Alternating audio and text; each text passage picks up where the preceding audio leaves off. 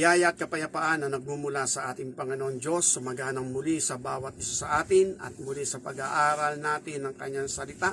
Atin tungayan sa aklat ng Matthew chapter 7 verse 13. Ganito ang sinasabi ng banal na kasulatan hanggang verse 27. Medyo mahaba-haba pero ating basahin. Kayo'y magsipasok sa makipot na pintuan, sapagkat maluwang ang pintuan at malapad ang daang patungo sa pagkapahamak, at marami andoon ay nagsisipasok. Sapagkat makipot ang pintuan at makitid ang daang patungo sa buhay, at kakaunti ang nakasusumpong niyaon. Mag-ingat nga kayo sa mga bulaang propeta na nagsisilapit sa inyo na may damit tupa, datapwat sa loob ay mga lobong maninila. Sa kanilang mga bunga ay inyong makikilala sila, nakakaputi baga ng ubas sa mga tinikan o ng mga igos sa mga dawagan. Gayon din naman ang bawat mabuting punong kahoy ay nagbubunga ng mabuti, datapwat ang masamang punong kahoy ay nagbubunga ng masama. Hindi maaari na mabuting punong kahoy ay magbunga ng masama, at ang masamang punong kahoy ay magbunga ng mabuti. Bawat punong kahoy na hindi nagbubunga ng mabuti ay pinuputol at inihahagis sa apoy. Kaya't sa kanilang mga bunga ay makikilala nyo sila. Hindi ang bawat nagsasabi sa akin, Panginoon, Panginoon, ay papasok sa kaharian ng langit, kundi ang gumaganap ng kalooban ng aking Ama na nasa langit.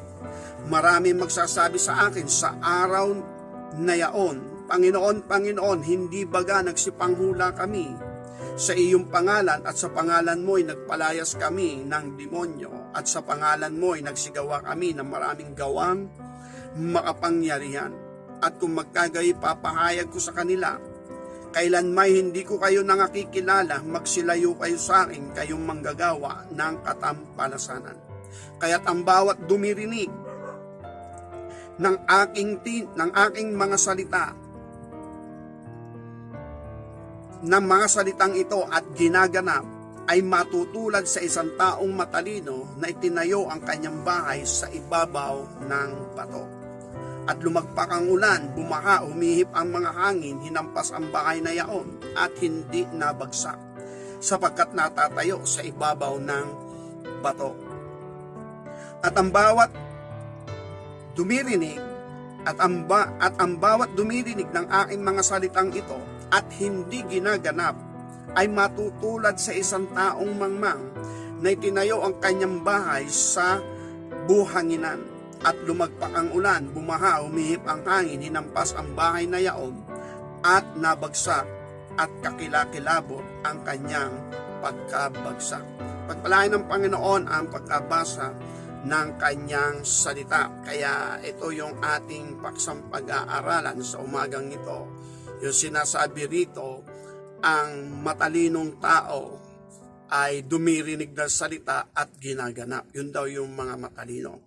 Kaya ito yung ating papaksaan na maging matalino tayo, or else be wise, maging matalino. Yan din ang sinabi ng ating Panginoong Kristo sa aklat ng Matthew chapter 10 verse 16. Narito, sinusugo kayong gaya ng mga tupa sa gitna ng mga lobo, magpakatalino nga kayo gaya ng ahas at magpakatimtiman gaya ng kalapati. Kaya dito, ito yung ating paksang pag-aaralan about Matthew chapter 7, at alam naman natin bilang matagal na nagbabasa ng salita ng Diyos at nakikinig ng kanyang mga salita. Pag sinabing Matthew chapter 7 ay pamilyar sa ating pandinig yung sinasabing hindi ko kayo nakikilala. Yung deniable na mangyayari sa bawat tumatawag sa pangalan ng Panginoong Kristo, at pagdating sa araw na yon ng paghuhukom ay hindi sila kilala ng ating Panginoon. Kaya nga sinabi rito ay maging matalino, at yung matalino nga daw ay dumirinig ng kanyang salita at ito'y ginaganap. At yung hindi naman matalino, dumirinig din ng salita pero hindi ginaganap. At maybe ito nga yung pinag-aralan natin noon about do sa tinatawag na pananampalataya, yung acceptable faith, Nang ibig sabihin, yung Lucas chapter 5 verse 5, sinabi ng Panginoong Hesus kay Pedro, Pedro, pumaroon ka sa laot, ihulog mo ang iyong lambat upang mamalakaya. Pero sabi ni Pedro, Guro, magdamag kami na nagpagal, wala kami nahuli kahit isa. Pero dahil sa iyong salita, paroroon ako upang ihulog ang lambat. Ang ibig sabihin, hindi man katanggap-tanggap yung salita ng ating Panginoong Jesucristo sa lahat ng mangingisda, at isa na nga rito si Pedro, dahil yung sinasabi ng ating Panginoong Hesus ay imposible. Mahirap paniwalaan, mahirap gawin. Pero sabi ni Pedro, dahil sa iyong salita, paroroon ako. Kaya sabi nga natin, nanampalataya ang Panginoon Jesucristo, nanampalataya siya sa ating Panginoon Jesucristo sa pamagitan ng kanyang sinalita. At nangyari, naganap. Kaya maybe maraming mga mensahe, mga aral at turo sa banal na kasulatan dito sa Bagong Tipan, pinakikinggan, nababasa, at yung iba ay mahirap talagang tanggapin, mahirap paniwalaan bilang mga narito tayo sa kalikasan ng ating pagkatao. Pero kung sinabi ito ng ating Panginoong Kristo, dapat lang tayong manampalataya dahil sinabi niya. At yun ay may katotohanan. Kaya sabi nga, be wise. Ang matalinong tao daw ay dumirinig ng salita ng ating Panginoong Hesus at ginaganap. Yun daw hindi matalino or mangmang, nakikinig din ng salita, pero hindi naman ginaganap. At yun daw yung mga nagtatayo ng bahay ay sa buhanginan. Kaya dahil dito, ito nga yung ating pag-aaralan about sa usaping tayo'y magpakatalino, maging matalino. Tayo ay maging wise dahil kaluluwa natin ito at may nagmamasid din sa atin, alang-alang din sa kanila. Kaya dito, isa-isahin natin yung ating teksto, itong ating binasa, na sinabi rito sa verse 13, kayo'y magsipasok sa maipot na pintuan sapagkat maluwang ang pintuan at malapad ang daang patungo sa pagkapahamak, at marami ang dooy nagsisipasok sapagkat makipot ang pintuan at makitid ang daang patungo sa buhay, at kakaunti ang nakasusumpong noon. Kaya ito yung makikita natin na maging matalino tayo. Ang sabi rito, maluwang ang daan patungo sa pagkapahamak, at makipot naman ang daan patungo sa buhay. Kaya ibig sabihin, ito yung tinatawag na buhay natin dito sa ibabaw ng lupa kung saan tayo tatahak.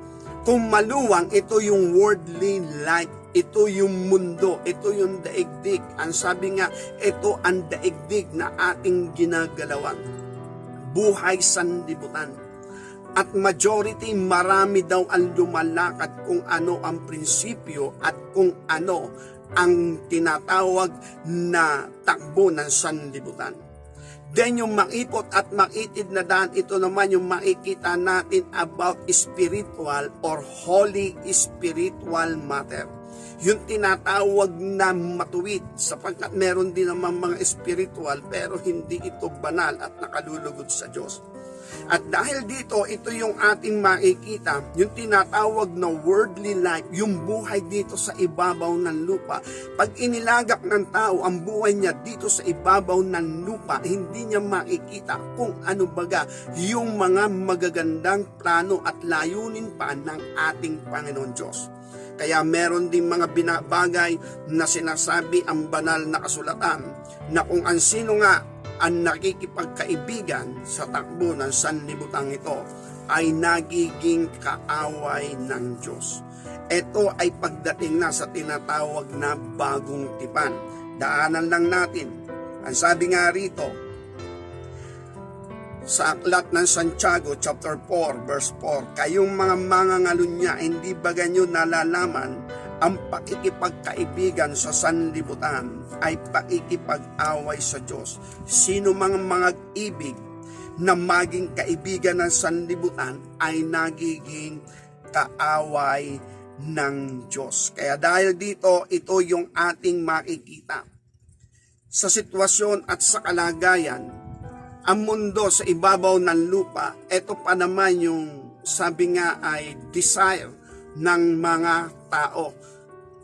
Sa aklat ng Juan, 1 John chapter 2 verse 15, ganito naman ang sinasabi ng banal na kasulatan.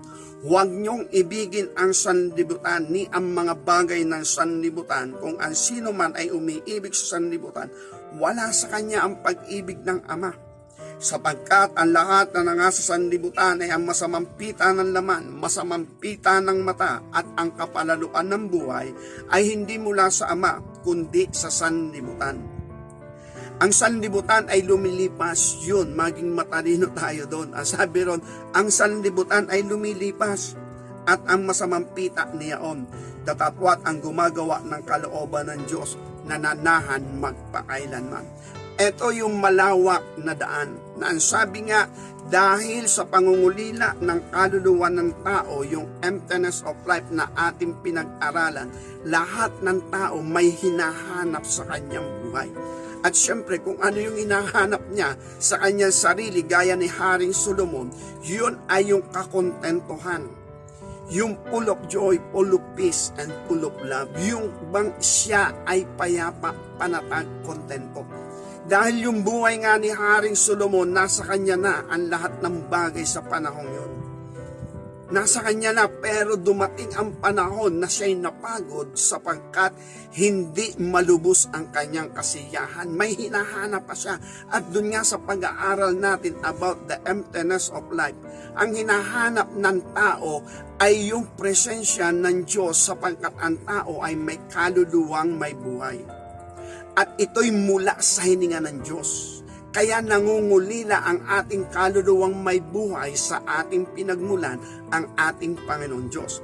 Pero dahil pumasok nga ang tao sa kasalanan, hindi ito naunawaan ng tao kung ano yung hinahanap niya sa kanyang sarili. At maging si Haring Solomon, hindi rin nga niya yung naunawaan. Ano pa ang kulang? Ano pa ang kailangan? Sapagkat yung bagay na hinihingi nga ni Haring Solomon sa pag-aaral natin about doon sa emptiness of life, yun yung pangako naman ng Panginoong Jesucristo dito sa John chapter 10 verse 10. Siya'y naparito sa lupa upang magbigay ng buhay sa mga tupa, isang buhay na ganap at kasiyasiya. Kaya ibig sabihin, ito yung buhay ng tao sa ibabaw ng lupa. Pumipili sila ng mga landas, anin ba yung tatahakin nila, pero ang goal talaga nila, ang vision lang talaga nila, yung talagang design ng kanilang buhay, guminhawa, masiyahan, yung makontento, magkaroon ng kapayapaan. At dahil dito, ang lahat ng tao ay sumusubok kung saan niya makikita ang mga bagay nito. Meron nga sa takbo ng sanlibutan kung ano ang prinsipyo ng sanlibutan, kung ano yung alok ng sanlibutan, at ang sabi nga ng 1 John chapter 2 verse 15 to 17, ang sabi ron ay ang nasanlibutan ay masamang pita ng mata, yung nakikita natin na gusto natin o kalugod-lugod sa atin, pero maraming sumubok sa atin o nakamit natin, pero yung kasiyahan pansamantala. Nang ibig sabihin, hindi yun ang lubos na kasiyahan, kapalaluan daw ng buhay, yung pagmamalaki, pagmamayabang ng buhay o kapalaluan ng buhay, kahambugan ng buhay, na para ba nakikita natin ang trend ng sanlibutan, parang race, paunahan, pagalingan, pasikatan. At syempre, hinahangaan ng mga tao, yung mga nauuna o yung mga naroon sa kalagayang yon. Gusto rin ng lahat ng tao, sikat din siya. Gusto ng tao siya hinahangaan din. Gusto ng tao siya ay naroon sa kalagayang yon. Ayaw niya doon sa baba. Kaya ito yung race, ito yung takbo ng sanlibutan. Sabi nga, pride of life. At yung sinabi roon ay yung bagay na unsaan ay pita ng laman. Nang ibig sabihin, masamang pita. Ano ba yung sinasabing masamang pita? Yung mga bagay na hindi na matuwid. Sabi nga ni Apostol Pablo, lahat ng bagay matuwid, pero hindi lahat ng bagay nararapat. Matuwid na tayo ay kumain, tama lang yun. Mahirap kapag hindi tayo kumakain. Pero kung busog na, ay kain pa ng kain, yun ang hindi na matuwid. Kaya ibig sabihin yun masamang pita ng laman. Sabihin masamang pita. At ibig sabihin, madaanan lang natin about sex. Sa mag-asawa, yan ay banal sa harapan ng Diyos. Pero pagbawal, illegal, yan yung masamang pita. Kaya sa lumang tipan, ang sabi nga doon, huwag mong aagawin ang asawa ng iba o mimitiin na nasain. Ibig sabihin, lahat naman ng bagay matuwid, pero kapag yung ipinagbawal, alam mong bawal, masama, or else lumalampas doon sa katwiran, hindi na yun matuwid sa harapan ng Diyos. Kaya dito, medyo madaanan din lang natin ito kasing 1 John chapter 2 verse 15 to 17. Hindi yan binanggit sa lumang tipan. Sa lumang tipan, basta ikaw ay nasasakop ng batas ng kautusan, pwede. Kaya nga asawa ni Hari Solomon, sabi nga 1,050. Si David marami din, pero hindi naman sinabing umabot ng ganun kadami. Pero isang bagay lang, kung yan ay asawa ng iba, ay huwag mong nanasain. Kaya si David nagkasala doon. Okay, balik tayo. Ito yung trend ng sanlibutan. Dahil sa paghahanap ng tao ng kasiyahan, dinadaya sila ng mga lalang ng kadiliman upang subukan ang mga bagay na kasiyasiya sa kanilang mga mata, sa kanilang mga paningin. At kapag inabot nila ang mga bagay na yon, nasisiyahan sila sa una. Pero pagkatapos nito, hindi yun ang lubos na kasiyahan. Then yung nakasumpong daw na makipot na daan, ito yung Holy Spiritual Matter. Nang ibig sabihin, nasumpungan nila yung makipot na daan. Then tinulungan sila ng ating Panginoon at itong pangako ng Panginoon sa John chapter 10 verse 10 na siya'y naparito upang magbigay ng buhay sa mga tupa, isang buhay na ganap at kasiyasya. Kaya note, ang binibigyan niya ng buhay ay tupa, hindi kambing. Kaya yung mga kambing, tinatawag nila ito na magpakumbaba para yung anyo nila mabago upang sila'y maging tupa. At kung maging tupa, ituturo sila doon sa matuwid na daan at makipot na daan. Yun yung spiritual matter. Holy spiritual matter. Kaya dahil doon, tinawag ito ng ating Panginoong Hesus na tupa. At yung mga tupa, yun ang binibigyan niya ng buhay na ganap at kasiyasiya. Sa sanlibutan kasi yung sinasabi nga natin, pride of life. Kaya sila ay kambing, banggaan dito, banggaan doon. Masagasaan, masunod lamang ang gusto. Kahit sino masagasaan ang masagasaan. Kahit nga kamag-anak ay nasasagasaan, masunod lang yung kanyang gusto. Masiyahan lamang sila sa kanilang ginagawa o makamit lamang nila ang kanilang mga mitiin. Wala silang pakialam kung sila ay nakakasakit ng kapwa o sila ay nakakaargabyado ng kapwa. Ibig sabihin, walang damdamin sa kapwa-tao. Yun yung buhay at malawak daw yun. Marami ang dumadaan doon, pero dito sa makitid na daan, sa makipot na daan, ito yung buhay na nais masumpungan ng ating Panginoon sa lahat ng mga tao. At dahil dito tayo tinatawag ng mabuting balita o ebanghelyo ng ating Panginoon. Sa makipot na daang ito, pag tayo ay dumaan doon, ang sabi nga, ibinibigay ng ating Panginoon ang buhay na ganap, kasiyasya sa mga tupa. Kaya yung dadaan sa makipot na daan, magbabagong image din yan, magpapakumbaba yan. Sapagkat kung sila ay nasa image nga ng pagiging isang kambing, hindi sila dadaan sa makipot na daan. Maiirita talaga sila, maiinis sila at hindi yun yung buhay nila. Ngayon, ito rin naman yung sinabi ng ating Panginoon sa Matthew chapter 7 about naman sa tinatawag na puno at pagiging bunga. Ang sabi rito, mag-ingat kayo, verse 15, Matthew chapter 7, verse 15, mag-ingat kayo sa mga bulaang propeta na nagsisilapit sa inyo, na may damit tupa, datapwat sa loob ay lobong maninila. Sa kanilang mga bunga inyong makikilala sila, nakakaputi baga ng ubas sa mga tinikan, o ng mga igos sa mga dawagan. Gayon din naman, ang bawat mabuting punong kahoy ay nagbubunga ng mabuti, datapwat ang masamang punong kahoy ay nagbubunga ng masama. Hindi maaari na ang mabuting punong kahoy ay magbunga ng masama at ang masamang punong kahoy ay magbunga ng mabuti. Bawat punong kahoy na hindi nagbubunga ng mabuti, pinuputol, inihahagis sa apoy. Eto rin yung sinabi, be wise ulit. Kung sa nakaraan na sinabi natin sa paghakbang natin, sa paglakad natin, maging matalino tayo. Kung ang desire din lang naman ng puso ng tao, hanapin ang kasiyahan ng buhay, marami na ang dumaan sa malapad na daan, pero hindi na siyaan. Dito sa maipot na daan, kakaunti ang nakakasumpong noon. At may lumakad na doon. At nakasumpong sila ng buhay sa kanilang puso, sa kanilang kaluluwa, bagamat sa sanlibutan, sa malawak na daan, yung daan na yun ay isang katawa-tawa. Pero kung naranasan nila yung full of joy, full of peace, and full of love, totoo ang banal na kasulatan, totoo rin yung redemption na ginawa ng Panginoong Hesus sa ating mga kasalanan. Ito rin ang sabi ng ating Panginoong Hesus.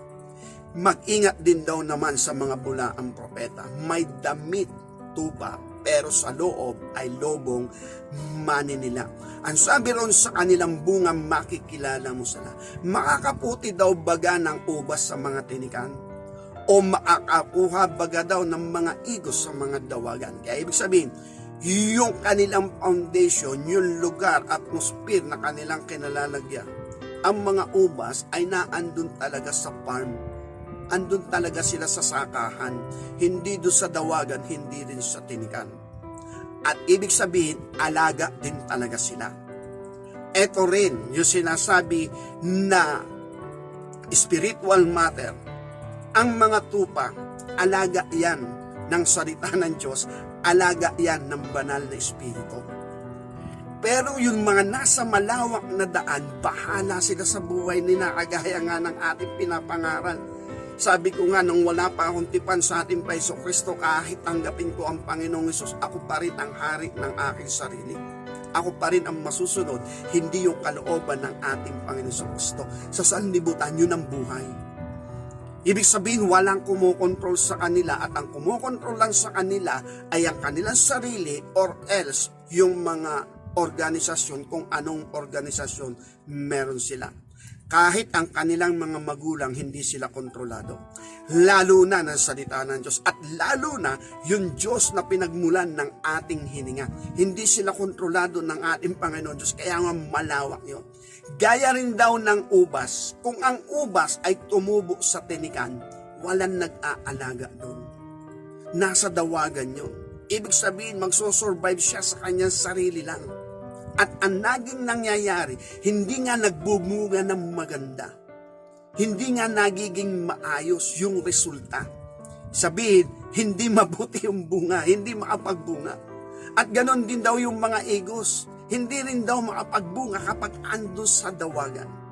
Eto rin tayo, ang sabi nga rito, ang mabuting punong kahoy nagbubunga ng mabuti, at ang masamang punong kahoy nagbubunga ng masama. Ibig sabihin, yung pan, ibig sabihin, hinusayan, inayos yan.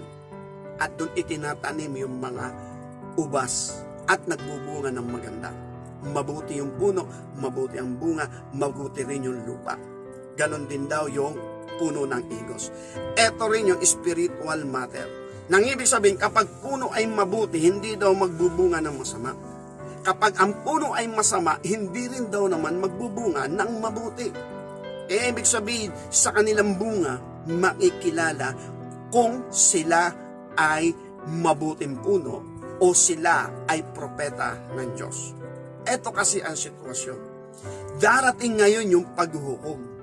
Ang sabi ng Panginoon Kristo, sa araw na yaon, maraming magsasabi sa akin, Panginoon, papasukin mo kami. At sasabihin niya, hindi ko kayo nakikilala. At kanilang sasabihin, nangaral kami o nanghula kami sa iyong pangalan.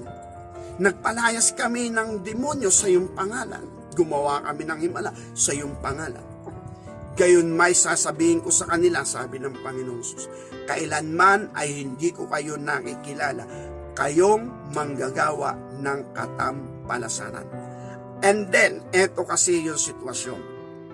Ang puno ay mabuti, ang Panginoong Hesus. Ang tipang itinatatag ay mabuti, ang bagong tipan. Pag tayo'y nakipagkaisa sa dugo ng tipan, mabuti ang magiging resulta niyan, hindi masama. Kaya dahil dito, kung ang puno ay mabuti, magbubunga ng mabuti at ang Panginoon ang siyang puno. Sabi nga sa John chapter 15 verse 1, ako ang tunay na puno ng ubas. Ang aking ama ang magsasaka at kayo ang mga sanga. Then sa mga sanga, lumalabas yung mga bunga. Kaya ibig sabihin, sinasabi nga natin, yung John chapter 8, tinatawag tayo ng Panginoong Hesus sa pamagitan ng kanyang ebanghelyo. Kapag tayo nakipagkasundo, nakipagkaisa sa kanya, wino-workout niya tayo at inaari niya tayong ganap. At kapag inari niya tayong ganap, niluluwalhati din naman niya tayo. Ang ibig sabihin, siya yung gumagawa. At dahil dito, kaya niya niluluwalhati, nang ibig sabihin, yung prosesong ginagawa niya, yung inaasahan niya resulta, yun yung nangyayari. Yun ang nagiging resulta or else yun ang nagiging bunga. Eto, meron din mga mangangaral, meron ngang nanghuhula din, meron nagpapalayas din ng masamang espiritu, meron nakakagawa ng himala sa pangalan ng Panginoon. Pero ang sabi ng Panginoon, alam niya, kayong manggagawa ng katampalasanan. Hindi sinabi ng ating Panginoon, mabuting gawa. Nagaya doon sinabi ng Panginoon Diyos kay Cornelio, Acts chapter 10, na sinabi ron ng anghel, ang iyong mga mabubuting gawa ay nakaabot sa paningin ng Diyos, sa harapan ng Diyos. Ang iyong mga panalangin, ang iyong pagtulong sa kapwa, ang iyong kagandahang loob, yung iyong pagdamay sa kapwa-tao, nakarating yan sa Diyos. Dahil dito, ipasundo mo si Pedro na may pamagat, si Simon na may pamagat na Pedro. Ibig sabihin, yung mga gawa ni Cornelio nakaabot sa harapan ng Diyos. Pero ito, sa araw ng pag-uukom, yung tatawag sa pangalan ng Panginoon, ginamit nila ang pangalan ng Panginoon. Nagministeryo sila, sabi nga, nagministeryo sila sa pangalan ng Panginoon. Pero sinabi ng Panginoon, kayong manggagawa ng katampalasanan. Kaya yun yung mga hidden na nasa loob ng puso ng tao. Kaya sabi nga ng banal na kasulatan na ating teksto, mag-ingat kayo sa mga bulaang propeta. May damit tupa. Sabi nga maamo, pero sa loob, lobong mani nila, mabagsik at walang awa. Pero pag nasa harapan nyo, maaamo. But deep inside, dadalhin kayo ay sa tinatawag na pagkapahamak. At dapat maunawaan natin yung mga bagay na yun kasi yun ay pasya natin kung tayo madadaya o hindi. Kaya sabi ng Panginoon, isinod niya yung bunga. Ang mabuting puno, may mabuting bunga. Ang masamang puno, may masamang bunga. Kaya ibig sabihin, ingat tayo. Nang ibig sabihin nito, baka hindi tayo makakonek sa orihinal na puno, walang iba kundi ang Panginoon Kristo. Nakakonek lamang tayo ay sa organization, sa reliyon.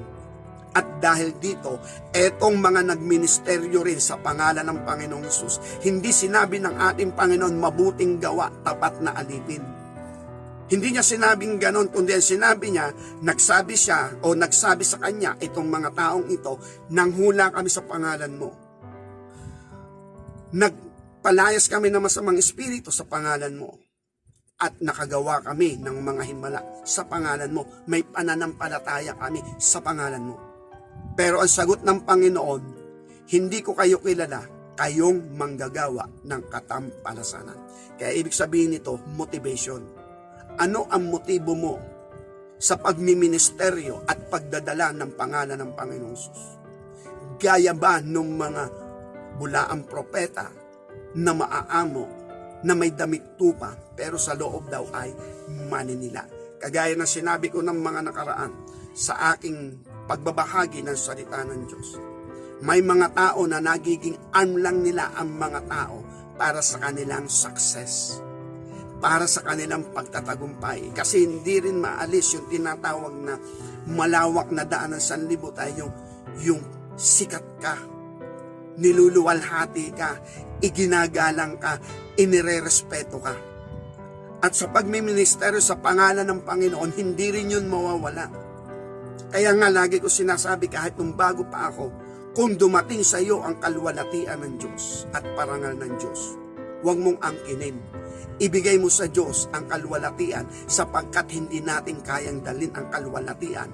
Ang ating Panginoon Diyos, siya ang magdadala ng kalwalatian.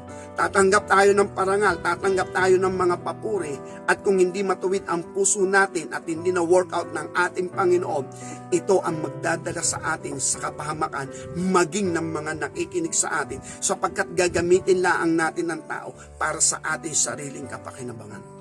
Yun tayo ay maging sikat sa paningin ng tao, yun tayo ay niluluwalhati ng mga tao, tayo'y dinadakila ng mga tao, pero yung katotohanan at kagandahan loob ng ating Paiso Kristo, hindi na nakikita. Kaya ang sabi ng Panginoon, ang mga taong ito, sabi niya, hindi ko kilala at manggagawa ng katampalasanan. Kung hindi niya kilala, ibig sabihin, hindi niya na-work out. Hindi niya natrabaho. Yung sinasabi ng Ephesians chapter 2 verse 8 to 10. Sa pananampalataya tayo naligtas, sa biyaya tayo naligtas, hindi sa pamagitan ng ating gawa. Sa pananampalataya naligtas tayo. At tayo ay tinrabaho ng ating Panginoon. Tayo'y nilalang kay Kristo para sa mabubuting gawa. Ngayon yung gawa ng mga ito, mabubuti din. Pero yung motibo sa loob, yun ang hindi mabuti. Kaya dahil dito, ito yung ating makikita, ito yung ating mapapansin, na kung saan, merong mga taong umaasa sa buhay na walang hanggan, pero mapapahiya sa araw ng paghukom, sapagkat hindi sila nakalagay doon sa tinatawag na bukirin ng Diyos.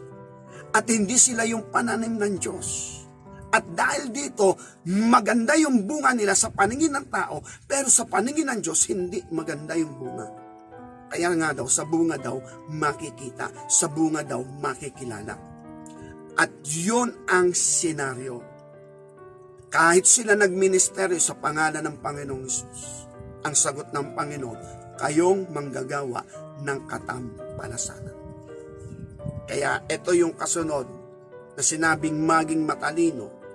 Ang bawat nakikinig ng aking salita at ginaganap, yun daw yung matalino. Ang ibig sabihin, nilalaki pa niya ng pananampalataya. Hindi kasi yung gusto lang natin pakinggan at yung kaya lang nating lunukin at yung gusto nating gawin, yun lang ating gagawin. Pero yung hindi maganda sa ating pakinig na salita rin naman ng Diyos, yung salita ng Panginoon na kung saan ay ipinagagawa niya sa atin, pero hindi natin kayang gawin, hindi natin gagawin. Sa mga tuwid, may mga bagay na pinipili tayo, hindi tayo solid na sumusunod sa salita ng Diyos or else sa kanyang kalooban. Ibig sabihin nga nun, half-hearted, meron pa rin tayong reservation sa ating puso. Hindi pa rin talaga siya yung pinakang Panginoon natin. Kaya sabi ron, ng banal na kasulatan sa ating teksto, ang matalino dumirinig ng kanyang tinig, ng kanyang salita at ginaganap. Yung mangmang daw, nakikinig din ang salita ng Diyos, pero hindi ginaganap. At maybe, eto nga, nakikinig sila ng salita ng Diyos, pero yung bahaging pinakang kailangan na hindi nila nahakbangan, akala nila okay na rin yun. At dahil doon, naging mangangaral din sila. Nagministeryo din sila sa pangalan ng Panginoong Hesus. Pero may mga bagay na hindi nila kayang tanggapin at panampalatayanan, gaya nga ng pag-aaral natin na nakaraan. Ang sabi nga, yun null and void. Ang sabi nga, may mga bagay na hindi maipangaral na nasa banal na kasulatan. At dapat yung maipangaral. 1 John 3:9, hindi tayo aalis doon. BY, sinalita yan ng banal na kasulatan. At ano yung 1 John 3:9? At ganon din yung Matthew chapter 5 verse 48. Hindi yan malunok ng maraming mangangaral. Pero mangangaral na. Mangangaral as in mangangaral. At ang masakit pa nun, tinatanggihan nila ang aral at turong ito ng Panginoon at ini-inject sa nakikinig sa kanila, wala niyan. Hindi yan totoo. Sa langit pwede yan. Pero dito sa lupa, hindi yan totoo. Kaya, ito yung sasabihin ng Panginoon, di ko kayo kilala. Kayong manggagawa ng katampalasanan. Hindi na nga kayo sumampalataya, nang hikayat pa kayo para wag manampalataya sa kanyang salita. Kaya dahil dito, eto rin, sabi rin, nakikinig ng salita ng Diyos, nakakapagbasa rin ng salita ng Diyos. Kaya minsan nagtataka ako. Maaari bagang hindi ito mabasa ng mga mangangaral. Nababasa nila, kaya na pag nadaanan nila, ini-skip na lang nila. Nilalampasan nila at binabaliwala na lang nila. Kasi parang tingin nila hindi yan totoo. Kaya dahil dito, nang ibig sabihin, hindi lang talaga nila mapanampalatayanan. Balik ulit tayo kay Pedro. Yung Matthew chapter 5, yung Lucas chapter 5 verse 5. Kung ikaw ay mangingisda, magdamag ka nang huli. Na malakaya ka na ng magdamag. Tapos sasabihin sa iyo ng Panginoong Hesus, sa oras ng magtatanghali na, sabihin natin sa panahon natin ngayon, mag-aalas 10 na. Saka kasasabihan ng Panginoong Hesus, mamalakaya ka, ihagis mo ang iyong lambat. Tanong, may mahuhuli ka ba talaga? Ang gagawin mo katawa-tawa lang. Lalo na doon sa mga mangingisda at kahit hindi mangingisda, magtataka rin. Pero dahil sinalita ng ating Panginoong Hesus, yun ang sinampalatayanan ni Pedro. At totoo, sumampalataya siya sa kakayanan at magagawa kapamalaan ng ating Panginoong Hesus. Ganon din yung banal na kasulatan. Kung sinabi ng Panginoong Hesus, manampalataya tayo. Huwag natin sabihin, nagkamali lang siguro ng interpretasyon, scriptural error lang yan, nagkamali ng pagsulat. Sabi ron, ang banal na kasulatan, kinasihan ng Espiritu ng Diyos. Paano magkakamali ang Espiritu ng Diyos? Kaya dahil dito, nadaanan natin yung mga bagay na yaon. Nang ibig sabihin, tayo, kung merong paggalang at pagrespeto, kahit hindi natin malunok, kahit hindi natin matanggap, kahit hindi natin mapaniwalaan, pero dahil kung merong paggalang at pagrespeto, tayo nagpapakumbaba at nagpapasakop din doon. Kaya napakaganda kung meron tayo nun. Kaya nga sabi nga natin, ang pintuan sa buhay na walang hanggan at sa katotohanan, magsisimula ang lahat sa pagpapakumbaba. Gaya na sinabi natin kanina, ang lumalakad sa malawak na daan, kapalaluan ng buhay, pride of life, walang kapakumbabaan doon. Pagalingan doon, pataasan doon, tapakan doon, tapakan sa isa't isa. Sabi nga ay maapi, kung may maaapi, mahalaga siya ay magtagumpay. Yun yung buhay. Pero sa makipot na daan, andito yung mga tupa na dumadaan. At hindi ito dadaanan ng kambing.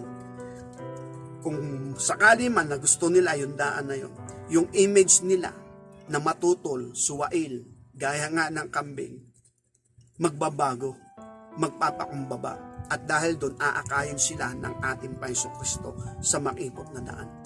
And then, makakapasok sila sa buhay. At masusumpungan nila yung tunay na buhay. Kaya dahil dito yung pagiging matalino, sabi ron, be wise. Maging matalino tayo. Gaya ng ating sinasabi, sa buhay ng tao, responsibilidad natin ito. Yung pinag-aralan natin about sa unforgivable sin, part 2. Kung tayo banal na templo na ng Diyos, winor out ng ating Panginoong Kristo, pasya natin yun. Kaya yun nangyari. At yung tapat na pusong pagpapasya natin, doon nagtrabaho sa atin ang Panginoon. Nilinis niya tayo, hinugasan niya tayo, inalis yung pusong bato, pinalitan ng pusong laman, at binigyan niya tayo ng bagong diwa. At yung diwa na yun yung holy, yung righteous at holy. Kaya dahil dito, nung matrabaho niya tayo, kanyang espiritu, inilagay niya sa loob natin. Kasi nagpasya tayo na makipagkaisa sa tipan ng Diyos. Ngayon, wala daw gigiba niyan, at wala talagang gigiba niyan, yun lang may katawan. Tuksuin ka man ng kaaway, gaya ni Job, hindi siya natukso. Tawagin man tayo ng ating Panginoon Diyos, kung ayaw natin, wala rin magagawa ang Diyos. Ang ibig sabihin, lahat yan free will natin. Kasi nakaalam tayo ng pagkaalam ng mabuti at masama. Tayo ang magpapasya. At dahil dito, sabi nga, ito ang lahat ng bagay na ito, willingness natin ito. Willing ko na ipatubos ko ang buhay ko sa Panginoon at lumabas sa kapangyarihan ng kasalanan. Iginalang yun ng Panginoon, nagkasundo kami. At dahil dito, ito yung buhay na tinanggap ko sa ating Panginoon. Kaya dahil dito, ibinabahagi ko rin naman sa iba, huwag tayong palaya. Sapagkat kagaya ng pag-aaral natin, ang pananampalataya dito lang yan sa ibabaw ng lupa, walang ulitan. Kung dito sa ibabaw ng lupa, pwede kang mamili ng mga reliyon kung saan mo gusto. At pwede kang makasumpong ng pananampalataya. Nasa sa iyo yun. Lahat ito pasya ng tao. Walang sapilitan. At dahil dito, yung pasya natin, yun ang iginagalang ng ating Panginoon. At doon sa pasya natin yun, doon humihikayat ang dalawang bahagi. Nagbibigay ng impluwensya ang liwanag, nagbibigay din ng impluwensya ang dilim. Pero magpapasya, tayo pa rin. Tayo pa rin ang magpapasya niya. Kaya dahil dito mga kapatid sa ating Panginoon, sa pananampalataya, maging matalino tayo. Yes, walang itinatag na reliyon ang Panginoong Sus. Ang itinatag niya ay ang bagong tipan na dapat nating lakipan ng pananampalataya kung gusto nating makalabas sa kapangyarihan ng kasalanan at pumasok sa pangakong buhay na walang hanggan. Kailangan matubos tayo at tayo ay magpatubos. At dahil dito, marami ang nangangaral patungkol sa buhay na walang hanggan. Pero maging matalino tayo. Tayo ang magpapasya. Kaya mahalaga yung pagsasaliksik ng banal na kasulatan, ang pag-aaral ng banal na kasulatan. Higit sa lahat, yung leading ng banal na Espiritu. Kailangan talaga yung maamo, mababaw, maamo at mababang loob. Okay, panguli, ito yung verse. Romans chapter 8, verse 12. Kaya nga mga kapatid, may mga utang tayo hindi sa laman upang mabuhay ayon sa laman. Datapwat kung nabubuhay tayo o nabubuhay kayo na sa laman ay mga matay kayo. Datapwat kung sa pamagitan ng Espiritu pinapatay nyo ang gawa ng laman ay mga bubuhay nyo. Sapagkat lahat ng pinapatnubayan ng Espiritu ng Diyos ay sila ang mga anak ng Diyos. Yun yung sinabi, pero malalim yun. Lahat ng pinapatnubayan ng Espiritu ng Diyos, sila ang mga anak ng Diyos. Yung patnubay na yun, yun yung continuity. Yung tuloy-tuloy na buhay, yun yung new life, yun yung new creation.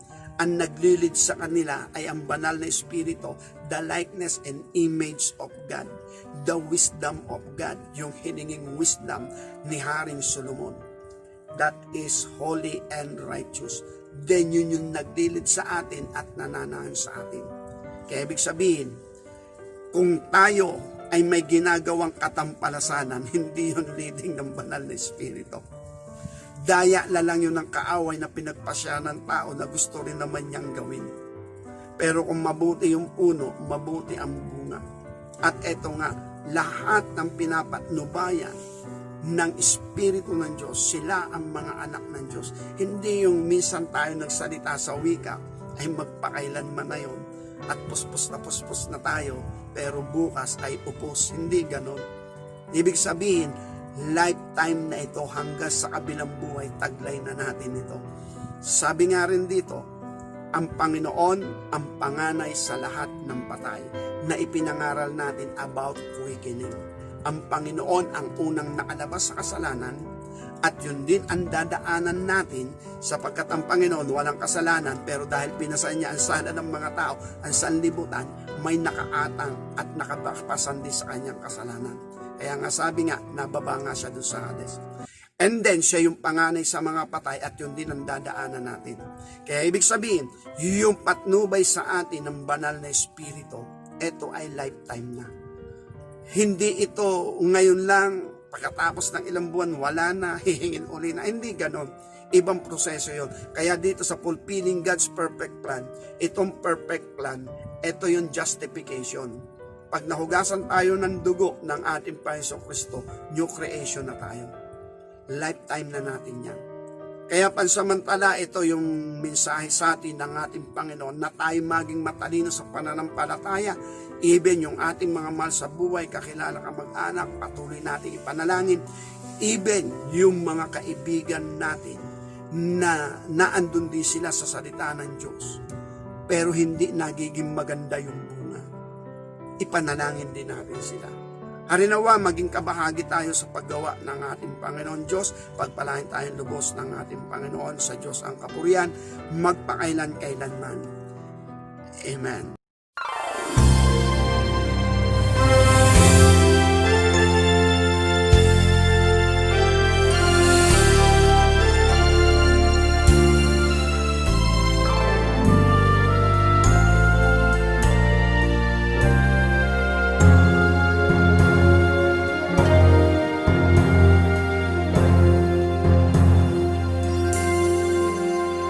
If my people humble